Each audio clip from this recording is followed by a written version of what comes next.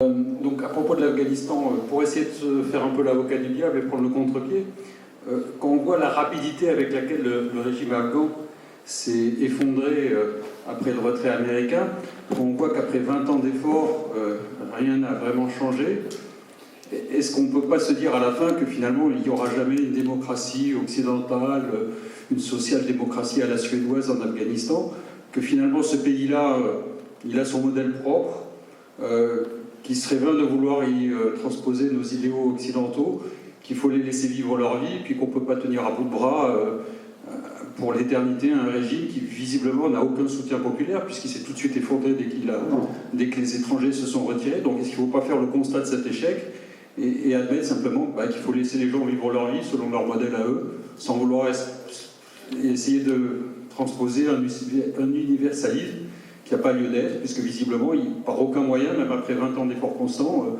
on arrive à imposer un modèle qui nous plairait plus, mais qui peut-être ne convient pas aux populations auxquelles on voudrait l'imposer. Personne n'a jamais eu l'idée d'imposer ou de transposer quoi que ce soit. L'idée, il y a 20 ans, en Afghanistan et dans d'autres endroits du monde, c'est de renforcer, d'encourager, d'aider celles et ceux qui croient qu'on peut on peut être fidèle à ses racines afghanes, on peut être fidèle à une culture très ancienne, et en plus croire aux droits de l'homme. C'était ça l'idée. C'était pas personne. J'entends ça tout le temps, mais là vous lisez trop, vous écoutez trop les chaînes de CNews. Personne n'a jamais dit ça, qu'il fallait transposer ou imposer. L'idée, c'était de soutenir les femmes afghanes qui trouvaient qu'il n'y avait aucune raison de vivre sous une burqa. 1. 2. Rien n'a changé. Non. Beaucoup de choses ont changé. Et depuis 20 ans, c'est-à-dire depuis que la société civile afghane a eu le sentiment d'être fraternellement soutenue par les grands pays démocratiques, la démocratie a fait des progrès considérables. La démocratie, c'est pas l'armée. Le fait que l'armée s'effondre, ça, on peut en parler, c'est une autre histoire. La démocratie, c'est la société civile. C'est une presse libre et qui ose parler. C'est des femmes, vous verrez, vous avez vu ça dans le film peut-être, qui vont au foot au même titre que les hommes. C'est ça la démocratie. Et le paysage afghan, et là, faites-moi confiance s'il vous plaît, parce que en effet, je connais un peu, je suis allé beaucoup en Afghanistan. Et j'y suis allé là, et j'y suis allé il y a 20 ans. Et j'y suis allé entre-temps, d'ailleurs, il y a 10 ans, au moment de l'attaque contre les soldats français dans la vallée de Kapisa. Donc, c'est incroyable les progrès qu'a fait la société civile afghane. Et troisièmement, la lui laisser vivre sa vie. C'est ça, vivre sa vie. C'est la liberté pour les caricaturistes de caricaturer, c'est la liberté pour les chanteurs afghans traditionnels de chanter des chansons folkloriques éventuellement modernisées sans se faire égorger pour autant, et c'est la liberté pour une femme de regarder avec curiosité un homme sans être lapidé, comme on le voit sur des vidéos documentées qui circulent sur les réseaux sociaux, par des meutes de salopards talibans. Laisser la société afghane vivre sa vie, c'était ça. C'est laisser ce progrès se faire. Et ce n'était pas la social-démocratie suédoise. Ce qui était en train de gagner en Afghanistan, jusqu'il y a quelques semaines, c'était une société afghane fière de ses racines, fière de sa culture, fidèle à sa mémoire immémoriale, mais trouvant aussi qu'on peut vivre ça avec en plus les droits des femmes et les droits des hommes. Vous savez, dans ce débat-là, les civilisations, les cultures, c'est pas des blocs, et c'est pas des blocs incompossibles. Il n'y a pas d'un côté la démocratie qui serait forcément suédoise, et de l'autre côté la culture afghane qui serait forcément autocratique. Il y a des porosités entre les cultures. C'est ça la grandeur de l'espèce humaine, c'est qu'on peut être afghan et prendre des bouts de la culture que vous appelez la social-démocratie suédoise. Par exemple, le droit pour une femme d'avoir le visage découvert. par exemple, le droit pour un journaliste de faire une enquête. Et ça n'implique pas de se renier. Donc ce qui était en jeu, c'était ça. C'était en train de marcher, imparfaitement, bien sûr, mais, et notamment l'effondrement de l'armée, une élite politique corrompue, bien sûr, mais une démocratie, c'est tellement plus large que ça. C'est tellement pas réductible à une clique de voyous galonnés qui ont pris le pouvoir. Et je vous promets, il faut avoir passé mais même quelques jours à Kaboul ou à Mazar-i-Sharif ou dans le Pachir pour comprendre ça. Que la démocratie, c'est les gens, c'est la vie. Et tant mieux quand c'est en plus un état de droit, ça vient, c'est comme un couronnement, c'est comme un surcroît. Mais tout le reste existait. Donc c'est pour ça que c'est une erreur colossale. Et cette façon qu'ont les responsables de ce désastre de dire de toute façon c'était perdu, ça ne servait à rien, etc., c'est tellement horrible. Quand on pense au nombre de bases militaires américaines ou occidentales dans le monde entier, quand on pense au nombre d'endroits où les Occidentaux sont, et à juste titre d'ailleurs, c'est une grande puissance, c'est pas aller faire la guerre, et d'ailleurs, en Afghanistan, par parenthèse, ça faisait des années que les Américains ne faisaient plus la guerre, qu'ils n'étaient plus en mission de combat. Hein. Donc quand on pense à l'incalculable nombre d'endroits où, comme une grande puissance qu'ils sont, et que nous sommes présents, un endroit où c'était particulièrement nécessaire, où ça marchait, où ça avait des effets de dissuasion, où à l'ombre, sous la protection de ces 2500 soldats américains, une société civile était en train d'éclore et qu'on a laissé tomber tout ça, je vous assure, quand on connaît un tout petit peu la situation, c'est un crève-cœur. En tout cas, moi, ça me brise le cœur. Merci beaucoup, Bernard-Olivier. On va prendre d'autres questions.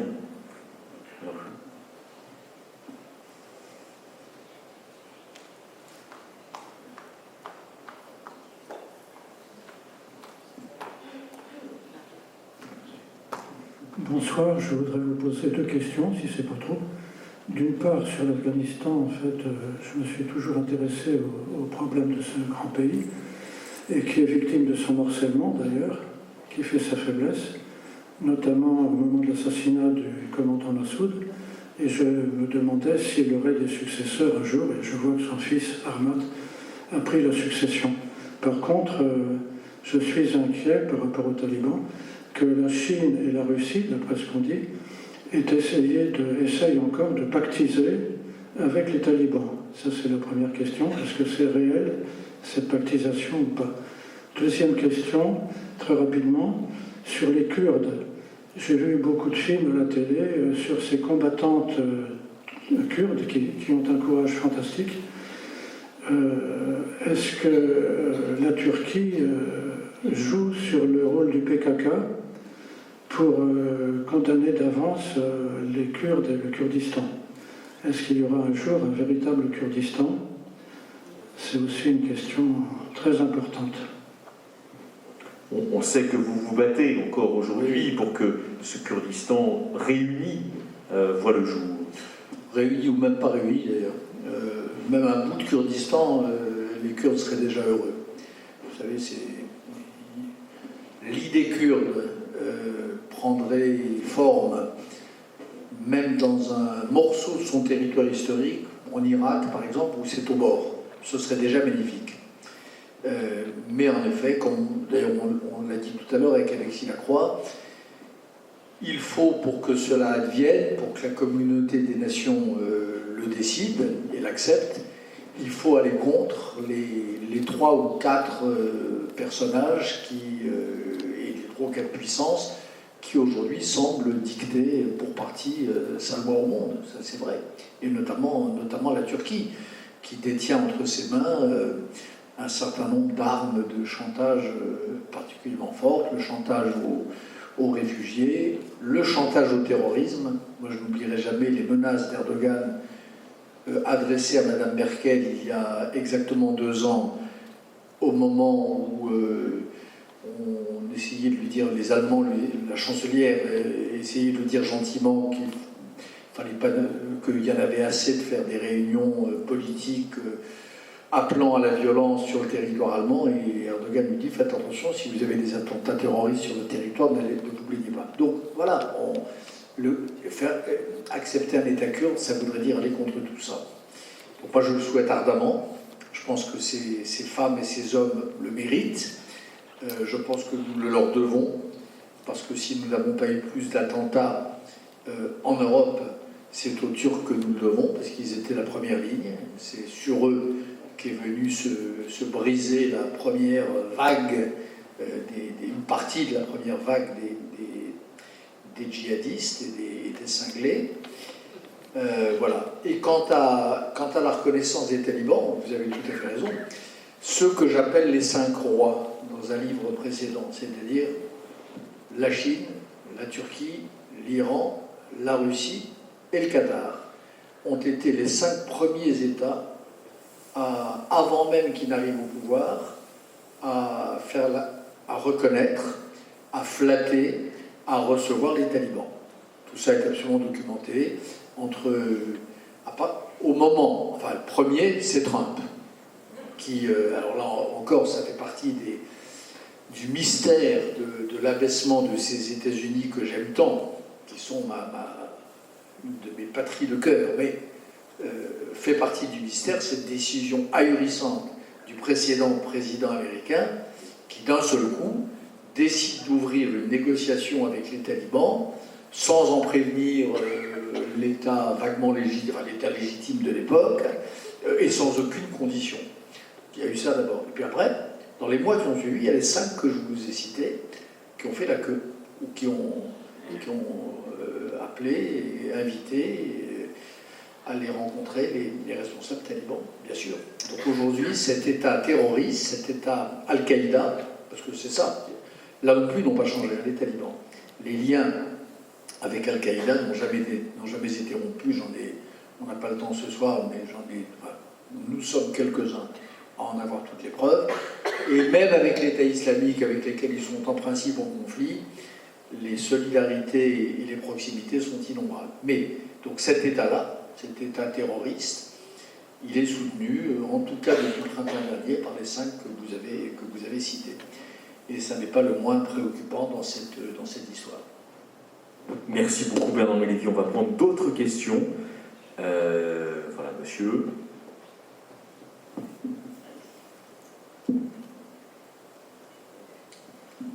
Bonsoir, monsieur Bernard-Henri Lévy. Je vous remercie d'être venu. Et je me présente, je suis étudiant en géopolitique et je suis actuellement à Normal Sup. Et j'aimerais vous poser une question, justement. Je fais la transition avec la précédente question sur la Chine, qui est un régime totalitaire qui menace la stabilité du monde, notamment avec sa reconnaissance du régime des talibans ou encore son massacre des peuples ouïghours et tibétains, sans oublier la répression des manifestants pro-démocrates à Hong Kong et sa menace sur Taïwan. Est-ce que vous préconisez une intervention militaire dans le Pacifique et également éventuellement une riposte si jamais la Chine venait à envahir Taïwan, qui est une démocratie libérale et qui est notre allié? Que faire face à la Chine totalitaire? Que faire face à la Chine totalitaire? Aujourd'hui, en effet, 1, défendre nos valeurs, et 2, encourager de manière crédible ceux qui se reconnaissent dans nos valeurs. Ne pas les laisser tomber.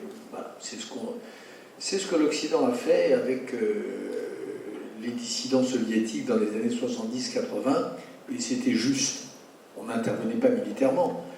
On les accueillait quand ils émigraient, on les soutenait quand ils restaient sur place, on recueillait leurs messages, on leur envoyait des journaux clandestins, on émettait des programmes radio. Voilà. Ce travail-là de soutien aux dissidents, aux démocrates, à ceux qui font vaciller, peut-être trembler, qui un jour renverseront un État totalitaire, c'est le minimum que doivent faire, si elles ne veulent pas aller à leur perte, les démocraties. Après, vous évoquez une situation, alors, pour le coup extrême, que je ne préfère pas imaginer, c'est qu'est-ce qui se passerait si la Chine totalitaire attaquait Taïwan. Je peux rien vous répondre de plus que la chose suivante. Il y a l'ordre du monde, le fait que la planète n'est pas une Somalie généralisée, comme je la décrivais tout à l'heure, repose sur des règles et sur des traités et sur des paroles données, et généralement consignées dans des pactes.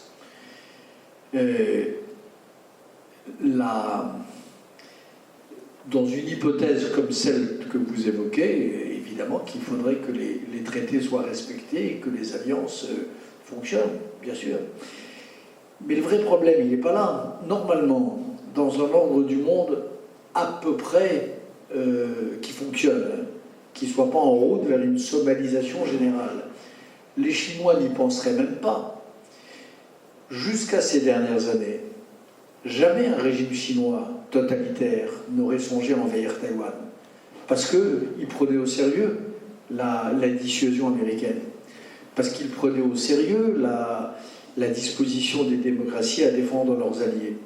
La vraie situation nouvelle qui est effrayante, qui donne le vertige, c'est que les grandes démocraties sont peut-être prises moins au sérieux par le régime chinois, parce que l'Afghanistan, parce que les Kurdes, et parce que le 29 août 2013, jour fatal s'il en est, où Barack Obama, après avoir dit qu'il y avait une ligne rouge qu'il ne laisserait jamais franchir par le régime syrien de Bachar al-Assad, la ligne est franchie, on gaze les enfants, il fait le tour de la Maison-Blanche, il réfléchit, puis il dit tout compte fait, la ligne n'était pas si rouge que ça. Donc la vraie question, c'est celle-là. C'est pas de savoir, je pense que ça n'arrivera néanmoins pas grâce au ciel, mais la vraie urgence, c'est que les grandes puissances non totalitaires du monde retrouvent leur crédit, retrouvent leur capacité de dissuasion, qu'on recommence de les prendre au sérieux. Et rien n'est pire pour un ordre du monde que cet état, cette situation où les tenants du droit ne sont plus crédibles, où les alliés laissent tomber leurs alliés, où on accepte d'envoyer à la boucherie des gens qui se sont battus pour vous. C'est très très dangereux cette situation-là. C'est d'abord immoral, bien sûr.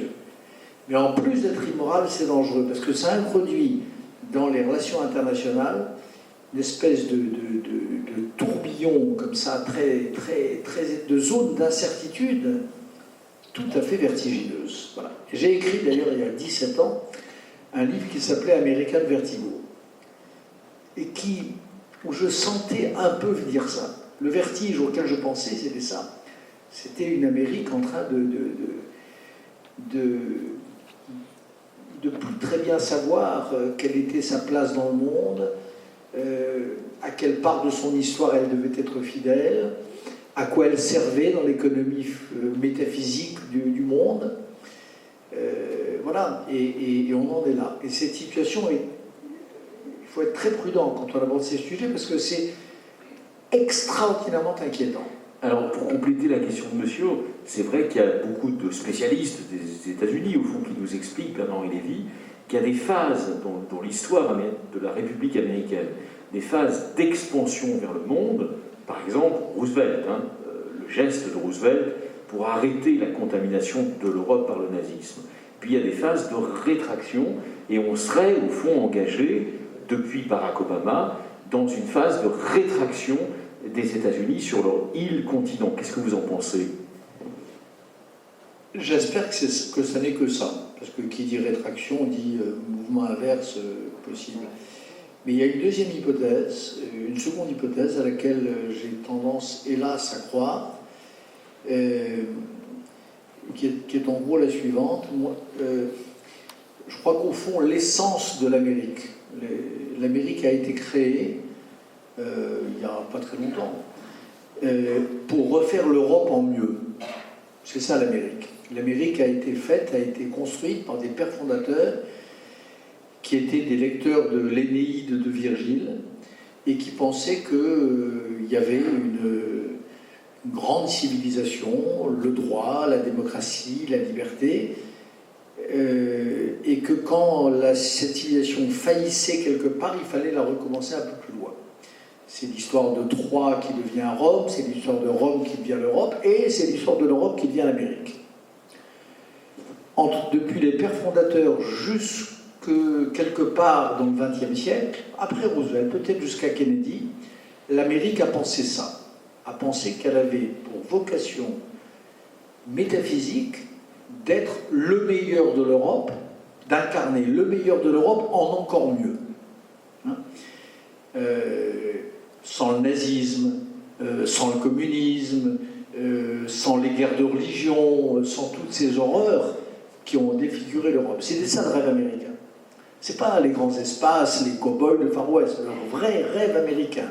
Quand on lit les pères fondateurs et quand on lit jusqu'à John Fitzgerald Kennedy, le rêve américain, c'est l'idée qu'il y a des valeurs extraordinaires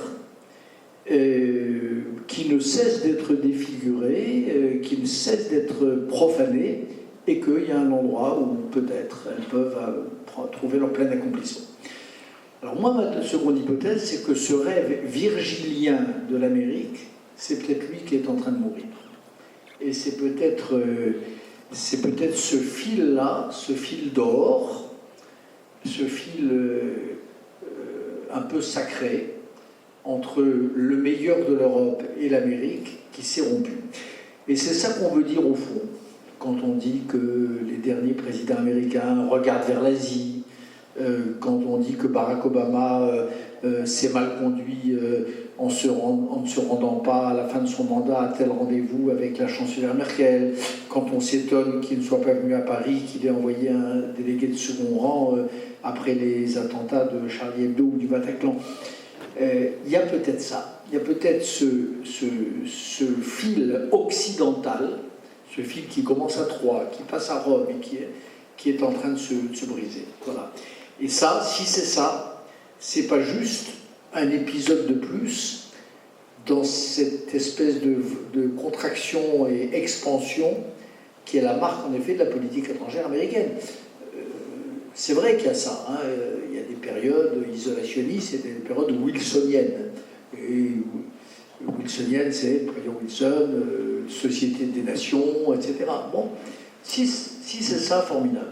Ça veut dire que l'Amérique sera de retour assez vite. Mais ça pourrait être l'hypothèse que je viens d'évoquer. Merci beaucoup Bernard Lévy. D'autres questions, chers amis? Oui, alors une main se lève ici, une main se lève là-haut. Monsieur, je vous en prie. Oui, je crois qu'on va libérer nos amis, surtout moi. Alors peut-être les trois dernières questions, hein, voilà. On va les prendre quand même, hein, Bernard Lévy. Voilà, hein. On va les rassembler, si vous voulez, les trois dernières questions, hein, Sophie. Alors, si on parle du déclin de l'Amérique, pour moi, ça a déjà commencé il y a 50 ans, avec la défaite du Vietnam, l'humiliation, je rappelle ça, l'humiliation en Iran avec la prise d'otages qui a duré 444 jours de 52 diplomates américains, et avec une opération militaire lamentable dans le désert iranien. Ensuite, on saute un peu les années, on a les attentats du 11 septembre et le chaos pas géré du tout de l'invasion en Irak. Donc finalement, qu'est-ce qu'on a en 2021? On a le retrait en Afghanistan, mais on nous vend autre chose, enfin l'Amérique nous vend autre chose, on dit ah oui mais on va mettre les moyens sur une guerre asymétrique, c'est-à-dire qu'on va faire effectivement la guerre de l'espace, neutraliser les capacités, défendre les satellites de communication, défendre effectivement le monde tel qu'il est. Donc, est-ce que l'Amérique peut rebondir après 50 ans de déclin? C'est une question. Merci beaucoup. Alors, je crois qu'on va rassembler deux autres questions. Une, donc, en haut, voilà, et une sur la travée de droite, enfin de gauche en réalité, mais de droite vue de la scène. Bonjour. Est-ce que, rétrospectivement, vous n'auriez pas l'impression de vous être trompé sur la Libye, ou du moins d'avoir ouvert la boîte de Pandore? Est-ce que vous le regretteriez? Merci. Il y a d'ailleurs une scène qu'on n'a pas évoquée, parce qu'on n'a pas tout évoqué, où Bernard-Henri Lévy se retrouve pris avec son véhicule et ses équipes dans un véritable traquenard urbain, avec des miliciens. Vous me direz peut-être un mot là-dessus dans un instant. Bernard-Henri Lévy. Dernière question, cher monsieur. Bonsoir et d'abord merci pour cet échange qui est très stimulant. Je voulais revenir, si vous le voulez bien, sur le renoncement, les causes du renoncement que vous avez décrit. Vous avez parlé de lâcheté, mais au-delà de cette... pour en venir sur un autre plan que le plan moral, est-ce qu'il n'y a pas d'autres obstacles? Moi j'en vois au moins deux et j'aimerais bien vous entendre dessus. Le premier, c'est... vous avez dit que la démocratie, c'est la société civile. C'est vrai, mais en fin de compte, pas seulement, parce qu'une société civile sans État, sans garantie des règles, sans rien, sans tribunaux, sans police, sans capacité à organiser des élections, ça n'est rien. Et là-dessus, on n'a pas réussi, on va d'échec en échec, parce qu'on n'arrive pas à construire un État à côté de cette société civile. Ça, c'est le premier obstacle. Et pour moi, le deuxième obstacle, il est d'une autre nature, c'est une forme de lassitude des opinions publiques. On parlait aux États-Unis il y a quelques années déjà d'une sorte de fatigue de la guerre. Voilà, comment surmonter ces deux obstacles qui sont quand même assez concrets et difficiles à résoudre? Merci beaucoup. Ces trois questions ne sont pas sans lien d'ailleurs. Voilà, alors très vite, parce que je crois qu'on doit libérer la salle, mais en deux mots, est-ce que je crois à un rebond des États-Unis? J'ai répondu déjà, je ne sais pas honnêtement. Vous êtes sûrement même plus compétent que moi là-dessus. Moi, je peux vous dire, mon analyse philosophique, c'est celle que j'ai dit tout à l'heure. Voilà. Est-ce que le mouvement que j'ai décrit est réel? Et s'il est réel, est-ce qu'il est réversible? C'est la vraie question, et je n'ai pas la réponse. Sur la Libye, est-ce que je regrette l'intervention occidentale auprès du peuple libyen pour le débarrasser d'un dictateur dont, dans sa majorité, il ne voulait plus? Non, je ne le regrette pas, et pas un instant. Et quelles que soient les déceptions qui ont pu suivre, quelles que soient les difficultés à construire un État, quelle que soit la lenteur de l'invention républicaine et démocratique en Libye, je pense qu'il ne faut pas le regretter, et qu'au fond, vous savez, ça c'est une conviction que j'ai chevillée au corps depuis toujours. Le rôle d'un démocrate, c'est pas de fabriquer une démocratie justement à la place des gens, c'est simplement de ne pas le leur interdire, de leur donner éventuellement la clé, de les encourager à ouvrir la porte, de ne pas venir leur dire que le royaume de la démocratie leur serait interdit par une sorte de décret providentiel. Après, c'est leur affaire. Voilà. Donc la responsabilité et la noblesse de quelques démocraties occidentales en 2011 a été de dire ça aux Libyens.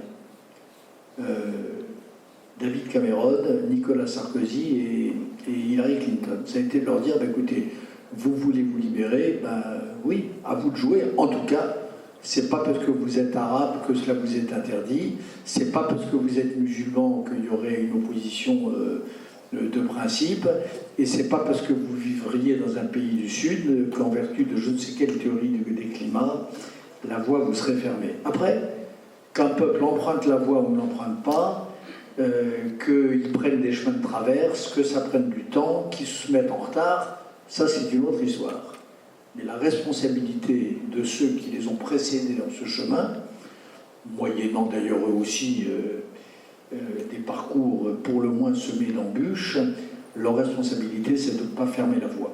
Donc je ne regrette rien de ce qui a été fait, et je continue de penser que ce fut à l'honneur des pays qui se sont mêlés dans cette affaire, à commencer par la France. Troisième et dernière question.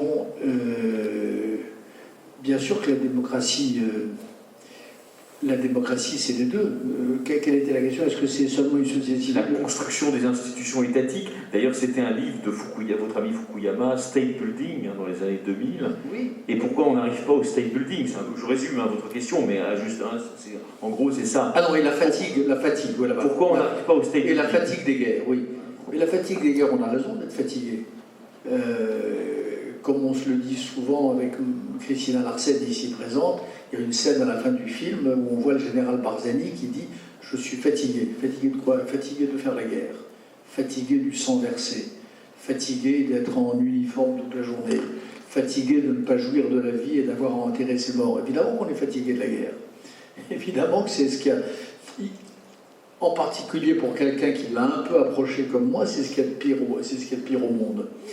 Donc il n'est pas question d'en faire l'apologie. Mais est-ce qu'on est fatigué de la guerre ou est-ce qu'on est fatigué de voir que le state building, la construction d'un État, non, moi je crois que ne se passe pas comme on aimerait? Moi je crois qu'on est... Alors on est impatient. Un, on est fatigué de la guerre, ce qui est légitime. Deux, on est impatient, on est animé d'une impatience historique, ce qui est un des péchés modernes. Et ça, on a tort. Les choses prennent du temps.